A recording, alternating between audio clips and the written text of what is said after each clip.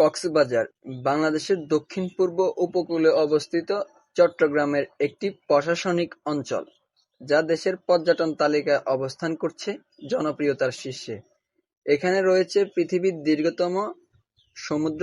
পৃথিবীর নানান প্রান্তের মানুষ সমুদ্র সৈকতে ভিড় জমায়। আজকের পর্বে কক্সবাজারের সম্পূর্ণ ভিডিওতে থাকবে কতটুকু আনন্দ করতে পারলাম। তাই বেশি কথা না বলে সরাসরি ভিডিওতে চলে যাই। ভিডিওতে যাওয়ার আগে ছোট্ট একটি কথা, যারা এখনো আমার চ্যানেলটি সাবস্ক্রাইব করে না, অবশ্যই চ্যানেলটি সাবস্ক্রাইব করে পাশে থাকা বেল আইকনটি বাজিয়ে দিন।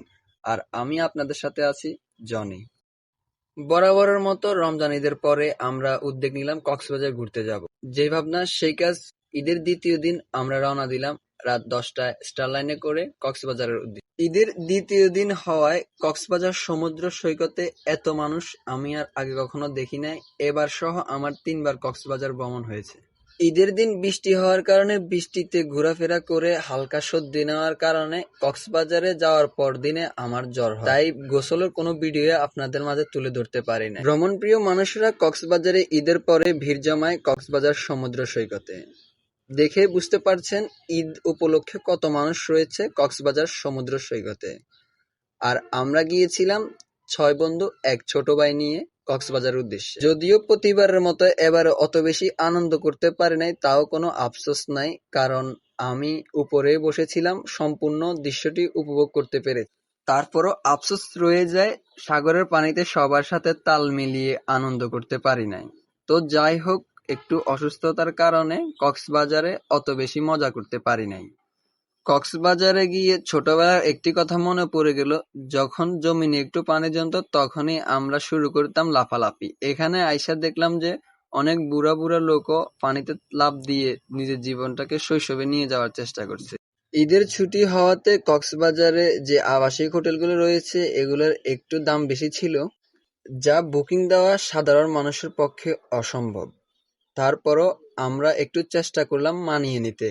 প্রথম দিন সূর্য অস্ত যাওয়া পর্যন্ত আমরা কক্সবাজার সমুদ্র পাড়ে ছিলাম। কক্সবাজারে সূর্য অস্ত যাওয়া মুহূর্তটা হচ্ছে মনমুগ্ধকর। আর আমরা এখন আছি লাবণী পয়েন্টে।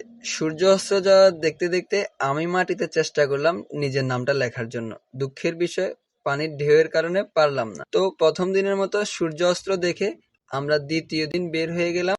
আর আমরা এখন আছি বর্তমানে কক্সবাজার ডলফিন মোড়ে, যা কক্সবাজারে ঢুকতে সর্বপ্রথম এই মাছটি আমাদের সকলের চোখে পড়ে। আর আমরা এখন আছি বর্তমানে কক্সবাজার মেরিন ড্রাইভ রোডে, যেখান দিয়ে সমুদ্র সৈকত অনেকটাই সুন্দরভাবে উপভোগ করা যায়। দেখতে দেখতে মেরিন ড্রাইভের একটি রিসোর্ট দেখে, সমুদ্রমুখী রিসোর্টটা দেখে আমার অনেকটাই ভালো লাগছে। পরিবেশটা যেমন মনমুগ্ধকর ছিল, সামনে সমুদ্রটা ঠিক তেমনই মনমুগ্ধকর। রিসোর্টের পিছনে পাহাড়গুলো দেখে, মাঝখানে রিসোর্ট দেখে, রিসোর্টের সামনে সমুদ্র সৈকত দেখে মনটা একদম জুড়িয়ে গেল। একটু সামনে যেতে লক্ষ্য করলাম একটি স্টিল ব্রিজ, যেখানে উঠলেই দুই পাশের ভিউটা অনেকটাই সুন্দর দেখায়। তো আমরা এখন আছি বর্তমানে স্টিল ব্রিজের উপরে। আর একটু সামনে রয়েছে টেকনাফ রোডের চেকপোস্টগুলো। আর আমরা এখন আছি ইনানি সি বিচ কক্সবাজারে। ইনানি বিচে এসে গাড়ি থেকে নামলে একটা জিনিস ভালোভাবে লক্ষ্য করবেন, রাস্তার দুই পাশে রয়েছে অসংখ্য দোকানপাট, যাতে সুন্দরভাবে পর্যটকরা কেনাকাটা করতে পারে। সাগর পাড়ের বালিগুলা এতটাই গরম যে এক কথায় আপনি খালি পায়ে হাঁটতে পারবেন না। ইনানি আসলেই মনে হবে আপনি সেন্ট মার্টিনে অবস্থান করছেন। পাথরগুলোর উপরে দাঁড়িয়ে সুন্দর নীল পানিগুলো উপভোগ করতে পারবেন। সাগর পাড়ে ছাতির নিচে বসে সাগর দেখার মুহূর্তটা হচ্ছে মনে রাখার মতো। একটু ঘোরাফেরা করার পরে আমার বন্ধু একটি মোটরসাইকেল ভাড়া করে নিল 550 টাকা দিয়ে। তাই আমরা 3জন সুন্দরভাবে সাদা পাথর সহ সাম্পান নৌকাগুলো খুব সহজে ঘুরে আসতে পারলাম। মোটরসাইকেলে ঘুরতে ঘুরতে এক পর্যায়ে আমরা চলে এসেছি সাদা পাথর যেখানে ওইখানে। সাদা পাথরের এখানে এসে একটা জিনিস খুব ভালোভাবে দেখতে পেলাম যে সবাই সমুদ্রের সৌন্দর্যটুকু ক্যামেরা বন্দি করার চেষ্টা করছে। তাই আমরাও আর দেরি না করে এখানে নেমে কিছু ফটোশুট করে নিলাম। আর দেখতে পেলাম দূরে তাকিয়ে সাম্পান নৌকাগুলো দেখা যাচ্ছে। তো এবার আমার মুখের সাম্পান নৌকা নিয়ে গানটা সবাই একটু শুনেন। ও ওহরে সাম্পাহানওয়ালা, তুই আমারে করলি দিওয়ানা। তুই আমারে তুই আমারে করলি রে দিওয়ানা রে সাম্পাহানওয়ালা, তুই আমারে করলি দিওয়ানা। যদিও আমি অতটা ভালো গান গাইতে পারি না, তারপরে একটু গেয়ে শোনানোর চেষ্টা করলাম আপনাদেরকে। তো গানটা কেমন হয়েছে সবাই অবশ্যই কমেন্ট করে জানাবেন। এখন আমরা ইনানি বিচ ঘোরা শেষ করে চলে আসলাম কক্সবাজার লাল কাঁকড়া বিচ ও ঝাউবাগানে। কাঠের তৈরি ব্রিজটাতে উঠতে আমার অনেকটাই ভয় লাগতেছিল। একসাথে সারিবদ্ধভাবে কত মানুষ এই ব্রিজটা পারাপার হচ্ছে।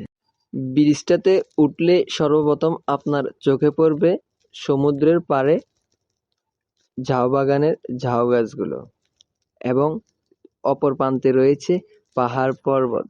দেখতে মনে হচ্ছে আপনি কোনো পাহাড়ি অঞ্চলে আছেন। ব্রিজটার নিচের দিকে তাকালে ছোট ছোট লাল কাঁকড়া দেখতে পাবেন। যদিও আমরা কক্সবাজার কাঁকড়া বিচে এসে তেমন কোনো ভালো ভিডিও করতে পারি নাই, কারণ রোদের তাপমাত্রা এত বেশি ছিল যে নিচের দিকে তাকানো যাইতেছে না। বালির গরমে শরীরের অবস্থা অনেকটাই খারাপ হয়ে গেছে।